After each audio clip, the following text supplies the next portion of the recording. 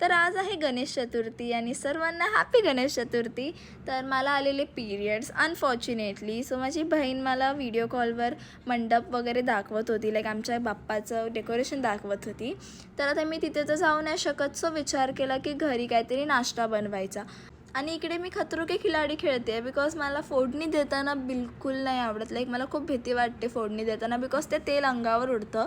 But anyways so मी इथे yummy पोहे बनवलेले, जे खूप टेस्टी बनलेले माझ्यासाठी तरी. बट मी हे मम्मीला विचारलं आणि माझी मम्मी इज लाईक हां ठीक बनले आहेत. सो आता मी काय बोलू यावर. मग पोहे खाऊन झाल्यानंतर मी थोडा वेळ अभ्यास केला. अभ्यास करून झाल्यानंतर मी आणि माझे पप्पा जेवण बनवत होतो आज, बिकॉज माझ्या मम्मीला थोडं बरं नव्हतं वाटत.